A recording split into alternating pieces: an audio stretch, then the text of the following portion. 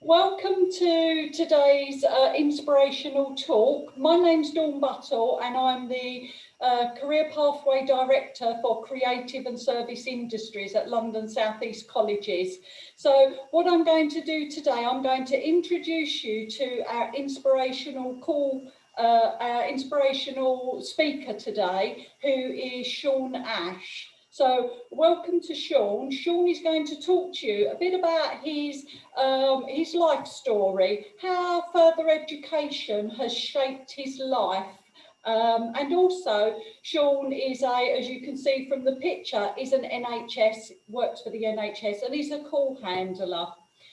Sean became unwell in August 2020, and he had become paralysed from the waist downwards. And through that, Sean has really got on board and done some really inspirational charity work. And Sean's here today to talk to you about what he's achieved in life and how he's really turned his life around, and give you an understanding of that.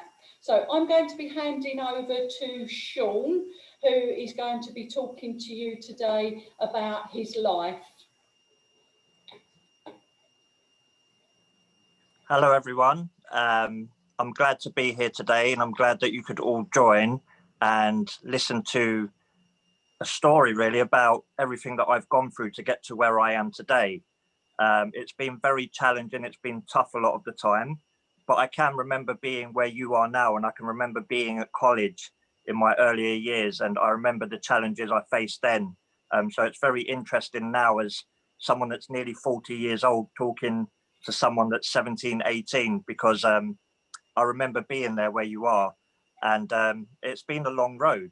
So I grew up in Lewisham, and I went through many rough times with my family. We were quite poor. We grew up going from hostel to hostel. We never really settled down in one place. I changed school many times. And as things got older, when I got older and stuff, things got more challenging. I found myself being 15 years old, waiting to finish school. And sorry, it just went blank there. So I found myself 15 years old and I was bullied at school.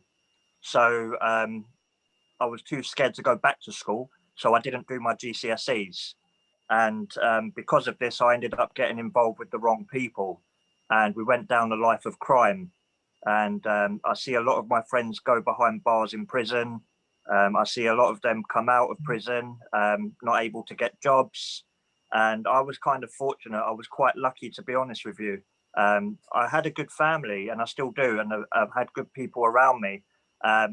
But when you're bullied, you kind of think you either get bullied or you become part with the bully, and you kind of think that's the way to go, but it really isn't. It just led me down the wrong path for many years. And it was when my first son was born that I returned to education, and I joined FE. So I became a student governor, and then I became president of the Students' Union, and I got really involved with my college at the time. And I just didn't want anyone else going through what I went through, because I know how much it hurt. And I'm sure many of you that are listening to this now, maybe you've got your own challenges in your own life, and but you're still here, and that means something. That's so encouraging that you guys are here, and you're trying to work out a future, and it can be so difficult because you can't see what's ahead of you. And again, I remember being in that position myself, and sometimes we don't always have the right guidance, and sometimes we do and we don't listen. But the main thing is that you keep trying and you keep going. So from college, I went on to university and I studied politics and philosophy. And from there, as you can see, I now work for the NHS. I'm an emergency call handler for the London Ambulance Service. And the reason why I picked this job is because I wanted to help other people and I wanted to save lives. And I'm sure many of you will have different motivations in life. Some of you might be encouraged to earn a lot of money, and maybe some of you might want a nice car or a big house. And some of you might just want to do things that are kind and thoughtful for others. So you'll work for a charity. But my calling in life was to help other people and be there for others. And when I started this job, I was so happy because it was really something I wanted to do. And I spent a lot of years. So I'm 39 years old now, and I only became a call handler last year. So I spent a lot of years of my life kind of not really wasted, but trying to figure out where I'm going. And some people worked it out really early, and some people worked it out really late. And it's not a race to where everyone should know what they're doing by the age of 18, because I didn't know. I didn't know what I wanted to do when I was 18. But it will come. And so in life, you'll face many obstacles. And today you could be running 800 meters, and tomorrow you could be in a wheelchair. Like the flip of a coin, your life could be turned upside down. And you've got to deal with that. And if you aren't trying, if you aren't learning, then failure will always be the result. I didn't choose this wheelchair, it chose me, but I choose to win. So my question to you all today is, what do you choose? Because in August last year, I had a slip, oh, sorry, there goes my dog. In August last year, I had a slip disc, and the disc ended up coming out of the socket, and it left me paralyzed below the waist. So I'm now in a wheelchair. I'm unable to do things that I could used to do. I used to play football. I used to play Sunday league. You know, I used to do lots of running and physical activities, and now I'm in a wheelchair for 90% of the day. And that gets you questioning life. It gets you questioning, where do I belong now? And I always knew that when I was in that hospital and I was laying on that bed, that this was a job I wanted to go back to. It was a purpose. It gave me a reason to live, a reason to keep going. I suffered with lots of mental health difficulties while I was in hospital. And if it wasn't for the support of NHS workers, like psychologists, like nurses, like HCAs, which are healthcare assistants, everyone played their part in helping to repair me.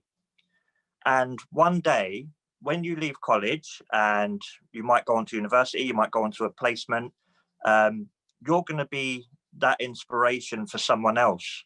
So like there was people there that took those roles to help me, you will then go into the workplace one day and you will be that rock for someone else. A lot of people call me a hero and they call me inspirational for what I'm doing, but I couldn't be here today if it wasn't for nurses, if it wasn't for doctors, if it wasn't for spinal consultants, even the ambulance drivers that took me to hospital, or those that picked up the phone call for me when I called the ambulance. We all have a part to play in this world, and we all have a reason to live and to be here, and that's supporting each other. So yeah, it's been a really tough journey, and because of COVID and everything that happened last year, I wanted to start this year differently. So I was inspired by Captain Tom. I'm sure many of you would have heard of Captain Tom. If you haven't, he walked around many times in his garden and he raised around 30 million plus for the NHS. And 30 million is a lot of money. You can think of all the things you could buy with 1 million, let alone 30. So I don't think anyone will ever break his record. And that's what makes him truly inspirational, because he inspired me. And I was told that I wasn't going to be able to walk. And if I did, it would be very challenging. And I pushed myself. And so I decided to do a walk to raise money for the NHS, for the London Ambulance Service. And it became a massive success. I have people in the United States writing articles about me.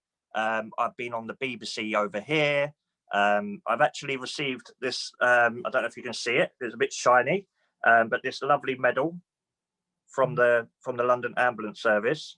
And I've been there less than a year and I've already got a service medal, just because I thought I want to do something that's challenging, something that's kind, and that's something that kind of raises awareness so that other people can understand.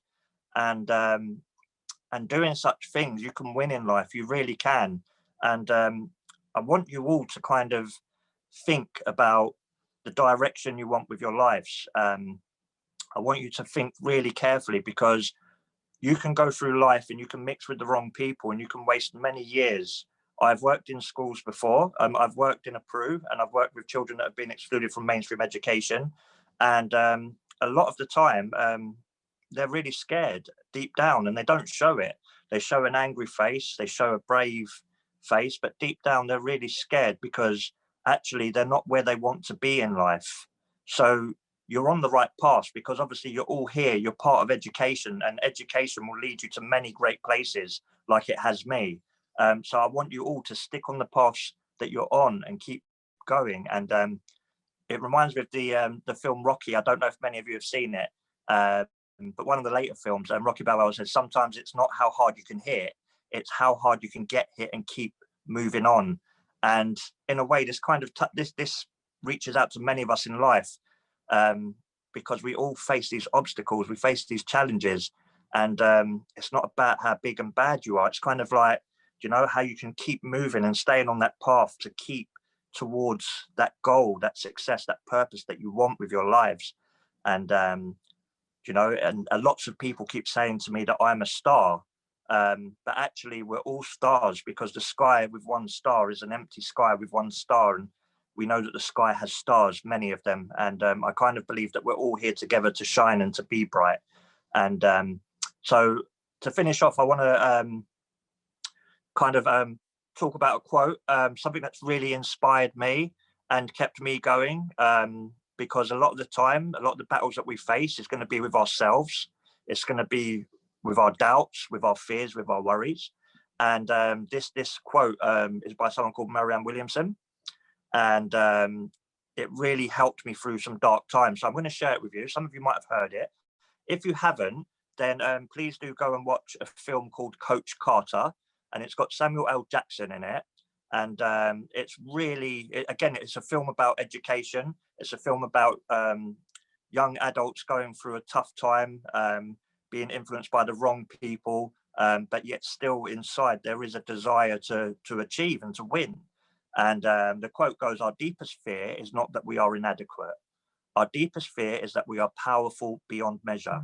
It is our light, not our darkness, that most frightens us. Your playing small does not serve the world. There is nothing enlightened about shrinking so that other people won't feel insecure around you. We are all meant to shine as children do. It's not just in some of us, it's in everyone. And as we let our own light shine, we unconsciously give other people permission to do the same. As we are liberated from our own fear, our presence automatically liberates others." And again, this is something that you probably have to go back and read over and over to really grasp it. The first time I heard it, it captured my attention, but I had to go and read it to really get what it meant. And a lot of the time that I kind of feel that we're scared to be great, and because we're worried about, you know, what comes with success. You know, we're worried what other people will think, how our family will feel, how our friends will feel. But I encourage you to go and be successful, and I encourage you to believe in yourselves. I encourage you to be focused and determined in the work that you're doing, because one day you are going to go on and do something great if you can do this. And you guys are the future, you know. So at the minute, I'm here now, and I'm nearly 40 years old. You know, this isn't about me, it's about you guys. You guys are going to be the ones that are going to be the nurses that look after people when they're sick. You're going to be the doctors that repair people, like me, when I've had a life-changing injury, and, you know, and I need a disc removed. It's going to be you guys that are going to be doing that. You guys are going to be caring for the elderly. You are the future, each and every one of you. And you all have a part to play in society. You all have a purpose. You just have to find it. You have to find your passion. And my passion has always been helping others and being there for them. And I want you all to kind of, over this half term, just kind of reflect on a few things, reflect and try and work out what you're really interested in. I used to actually do hip hop, so I've done some rapping before. And I once done a tune with JME. I'm sure many of you might have heard of him. Music was my passion as a youngster. But I guess as time got on and I got older, I wanted to change that direction. And it's not a bad thing. It's never too late to change your direction. You could try something. If it doesn't work, and you've tried and tried, it's never too late to say, okay, I'm going to try something different now and see how this goes, because actually I've ended up in a really nice place now and I'm where I'm supposed to be. And I really do hope for each and every one of you that you end up where you want to be in your life. And whatever problems you face, just remember, problems are like clouds, and sometimes these clouds, they come over your head and it rains on you, but them clouds definitely do move on and the sun does shine. So you're going to have moments where it's going to rain, but you're going to have moments when it's sunny, and you just got to work out how to cope when each of these things happen. But again, I'm thankful to be here with you all. I'm really happy that you've listened to me, and yeah, I'm open for any questions if anyone has any. Sean, thank you very much for that. That's really lovely. So if any of the people on the call today, if you've got any questions for Sean, if you'd like to put it into the chat for me, that would be really great. And I will read your questions out to Sean. So, Sean, I do have one question for you that has come through. And for myself, I've got a bit here by Albert Einstein, okay? And I'm quite a lover of Albert Einstein. And it's, anyone who has never made a mistake has never tried anything new. Okay, and obviously you have in life, and what an inspiration you are to people here. So what I'd like to, a question that I've got for you is, you say that you didn't start out on the right educational pathway and you went back to study as a more mature learner. What led you into a career within the ambulance service?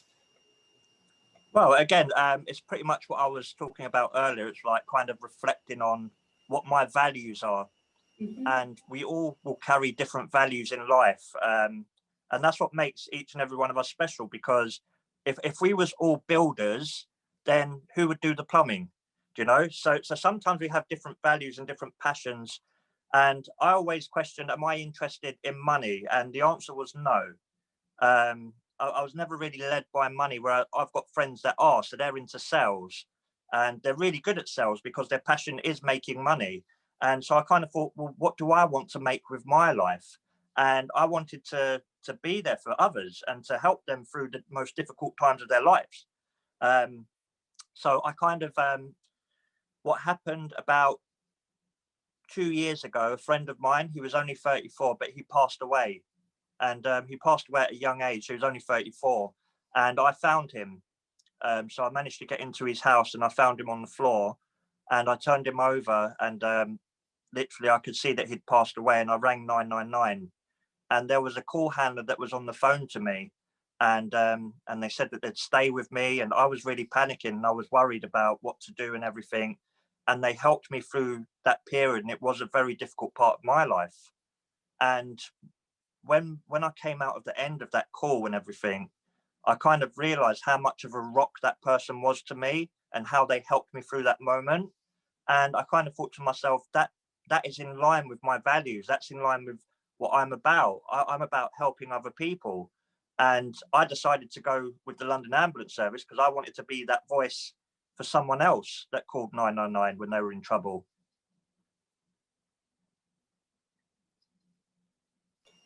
Thank you, Sean. That's absolutely great. We're getting lots of thanks come through on the messages, chats and that. So we do have a question from somebody who's asking, what did you actually study at college? So I studied communications. So I went back as an adult learner. So I'd done communications level 1 and 2.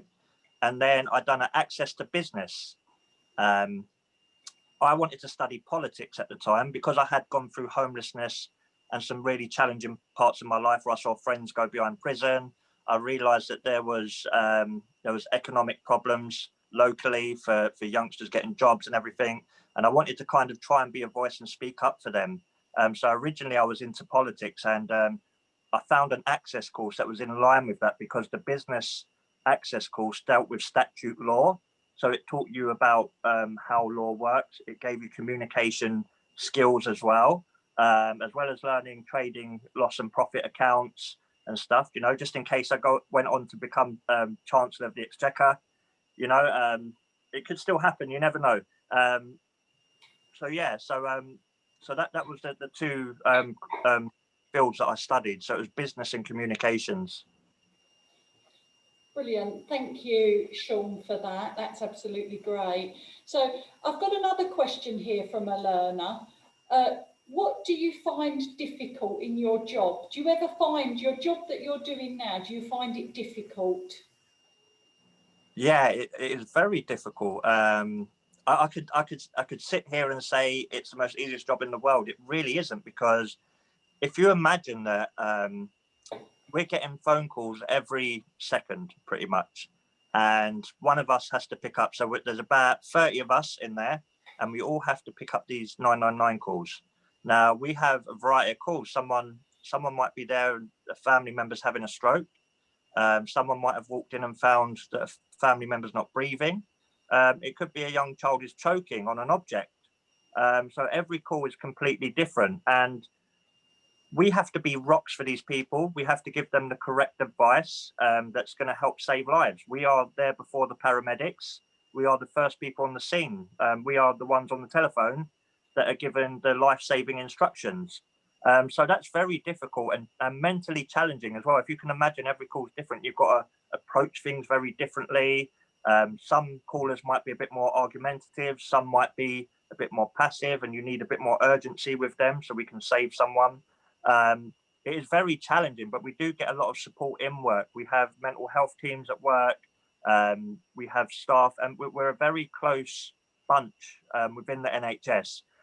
Actually, during COVID, it's been difficult because we're usually a very huggy family. So we like to hug each other. We're very tactile. So we rub each other on the back, encourage each other to keep going. We're there for an ear for each other. So we do support each other as well. But the difficulties are obviously the changing environments and the different calls that we get. Brilliant. Thank you, Sean. We've only got time for a couple more questions, but I'm getting quite a lot of things coming to the chat around your charity work, with people supporting with charity work. What are you doing for your charity work? Okay, so currently I've been walking with my Zimmer frame. I started off going around the block, and then I went to Millwall Football Club, and then I walked around the pitch. So at the minute, the last time I checked last night, we was on £66,000 that we've raised, and with gift aid is another £13,000 on top of that. So we're currently on £79,000 that has been raised, just because one day I sat here and thought, I want to do something that's nice, that's kind, that's helpful, and that serves the community. And ever since, I've been on the BBC, I've been on Sky News, I've been here talking with you. And to be honest with you, don't tell anyone, but this is the best one. Okay. Because I love students. I love people that want to learn and that want to better themselves. So this is definitely my best appearance yet. So I'm very happy to be here. So yeah, at the minute we're on £79,000. I am trying to plan another walk. This time it might be at West Ham, because obviously Millwall and West Ham, they don't like each other. We all know that. So I want to bring a bit of love. I want to bring a bit of love between the clubs, and to bring kindness during such pandemic times. Brilliant. Thank you, Sean. We've got one more question, or two actually, and then we'll be summarising. Sean, what's your long-term goal, career goal? Oh, wow. I don't know. and it's okay to say that you don't know. I bet some of you have probably sat there thinking about your long-term plans, and you're like, I don't know. And that's fine, because even at 39 years old, I know right now I'm very happy and I'm doing what I love doing, and I'm going to keep doing it. But I haven't really thought too far ahead. I'm kind of trying to live in the moment and just enjoy every kind of second. Because when I was in the hospital last year, I could have died on the operating table, because I have a heart condition as well. So I didn't expect to survive the operation. And now that I have, and and I'm alive and I'm here, I just want to embrace every second and every moment. So I haven't really thought too much far ahead, but I do really love picking up phone calls. I did have someone at work ask me this question only on Wednesday. They said, so what's your plan in the organization? Do you see yourself becoming a QA manager, or, because there's different paths you can take. There's HR, there's a legal department. There's so many different paths within the London Ambulance Service you can take. And I just basically said, I'm happy being here picking up phone calls because that's why I joined, you know. So I don't necessarily need to become a manager or anything else because I'm doing what I love. I love being there. I love answering that telephone call and, you know, just being that rock. So yeah, sometimes it's okay to be happy where you are as well. Brilliant. Thanks very much, Sean, for that. One last question, okay. What is the one thing that you would have told your 18-year-old self, given what you know 20 years later? I would have told him to shut up. No, I'm joking. I'm only joking. I would have said to him, listen to me now, Mr. Young Man. And I would have dropped a couple of rap bars or something, just to kind of like reach out. But I would have probably told him, you know, not to take these steps that you've been down, you know. It's kind of weird because every kind of step that I have taken has led me to where I am now. But at the same time, things could be so much easier, and I wouldn't have to be paralyzed today. I wouldn't have seen friends go into prison. You know, like I would just say to myself to focus and just follow your heart. Don't follow what everyone else is doing because what everyone's following their own dream in life, and they're going down their own path, and you kind of have to come to a realization that you have to do what you want to do and follow your passion. Brilliant. Thank you, Sean. That's absolutely great. So I'm going to sum up now from today. So Sean, I want to say a big thank you to you.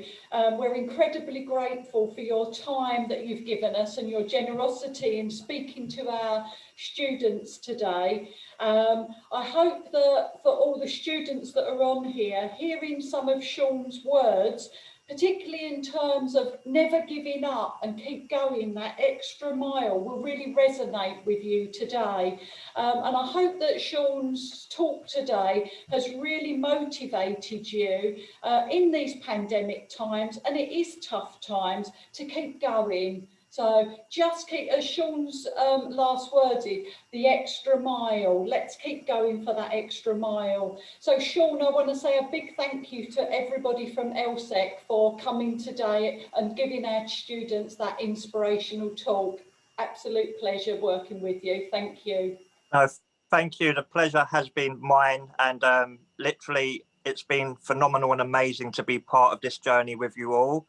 And I just want you all, as it says there, keep going, believe in yourself, and it's okay to have doubts, but you know what, if you're really committed, go for it and just take a chance in life, because each and every one of you can succeed. You know, there is a purpose waiting out there for you, so just follow your dreams.